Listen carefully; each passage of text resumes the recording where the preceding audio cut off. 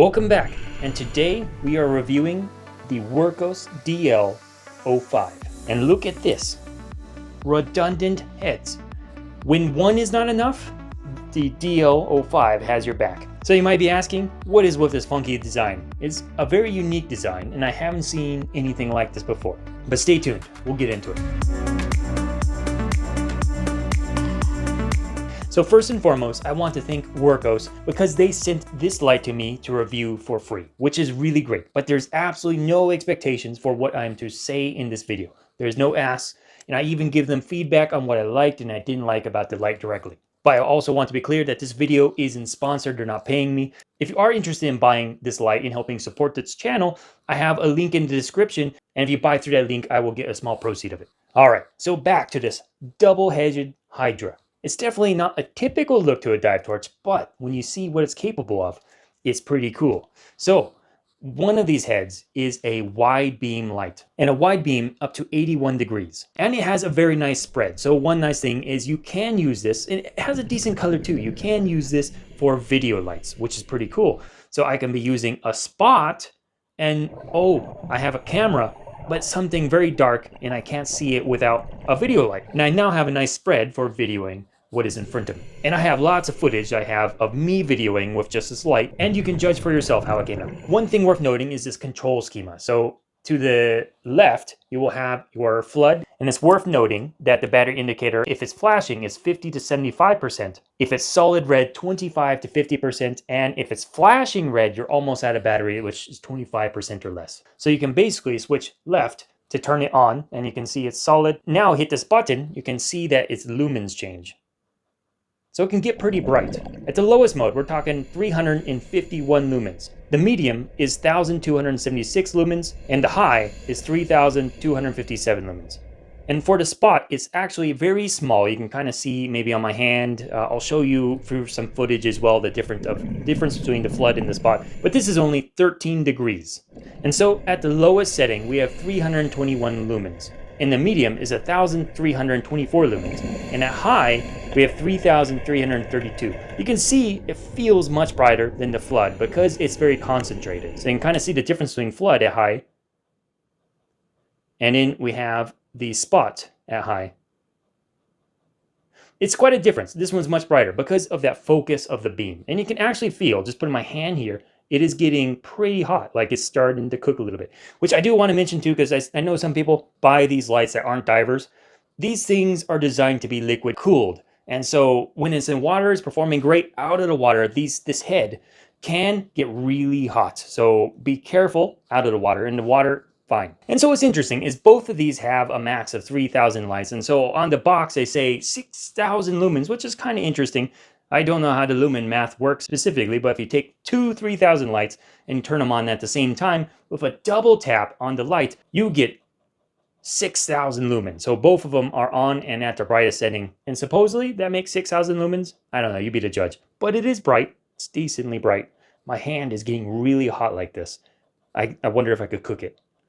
It'll definitely significantly lower your battery time. But before we get into the battery, let's talk about depth. So this thing, you can take pretty deep, no problem. It goes down to 100 meters or 330 feet. And it's also decently light. It runs about 365 grams or 0.8 pounds. I do feel the clip I have on here almost weighs as much as this light. No, not quite, but it is kind of a heavy clip. Speaking of which, the clip is mine. I almost always clip my lights as a security measure, but it does come with this wrist lanyard.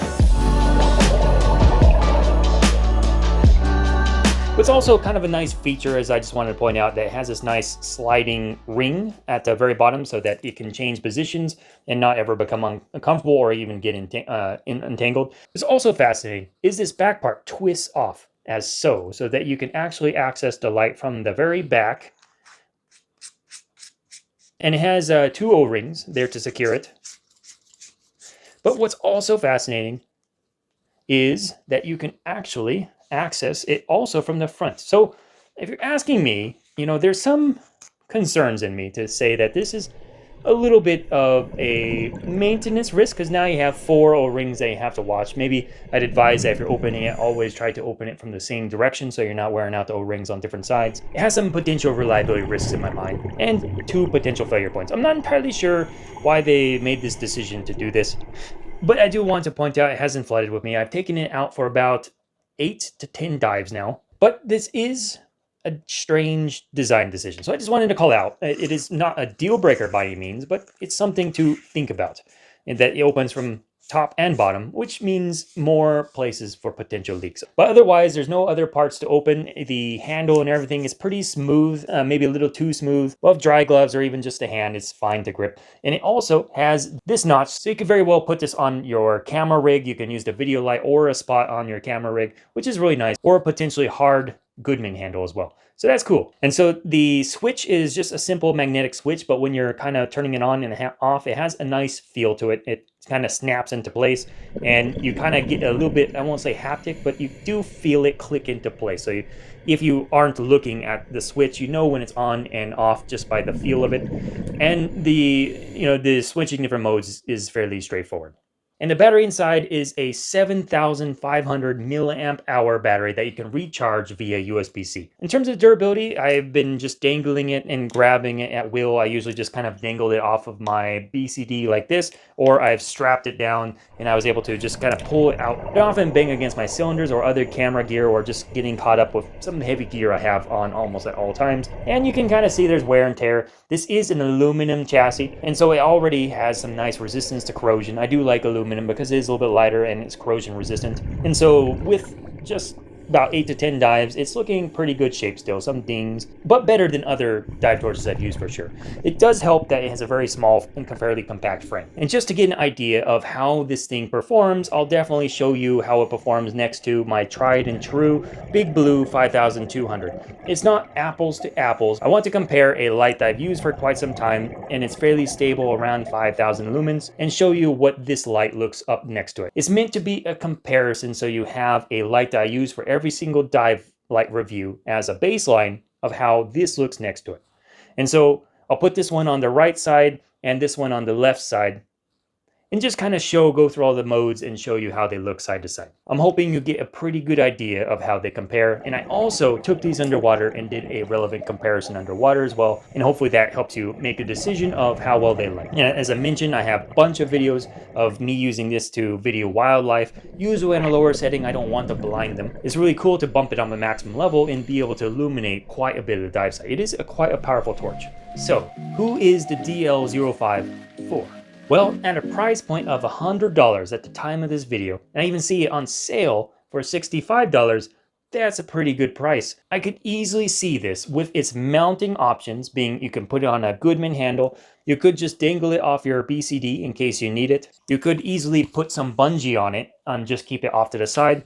I would advise maybe not for pockets because I could see this switch being pretty easy to turn on in a pocket, so maybe not pocket safe. But as a primary light, this gives you options, being that you can use it for spot to communicate with your team, to be able to pierce through the murk and be able to see things at a distance. And then if you see something for film, no problem, let me just switch this on, and now I have a dedicated video light that's not too bad. And for $65 to $100, that's a pretty good price range for what this thing is.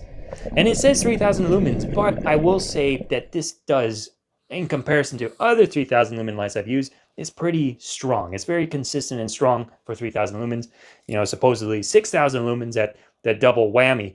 I would never try to video something like with this, by the way. It's like blinding. Maybe it is 6,000 lumens. It is very blinding. I mean, look, no, I'm not gonna be able to see again. So all in all, it's a neat idea. 2 heads, all in one. Now you can have your spot and your flood too. I honestly like this setup a lot more than the adjustable. I would never imagine ever wanting a light with 2 heads, but after using this thing and seeing what it's capable of, I may not ever go back to an adjustable knob again. Your other option is, of course, keeping 2 lights on you, a flood and a spot, which might not be a bad idea. You always want a backup, but given you can have it all on your main and still maybe a cheap backup just in case, this is a pretty nice light. Let me know your thoughts. Is this design fairly innovative? Have you seen anything like it? I would love to know in the comments below. And I know I should have said earlier, but I really appreciate if you smash that like button. If you're new here, I post weekly content to help divers grow their skills, build confidence, and explore the ocean with curiosity and care. And I have a free newsletter to keep you up to the latest and greatest of the scuba diving world.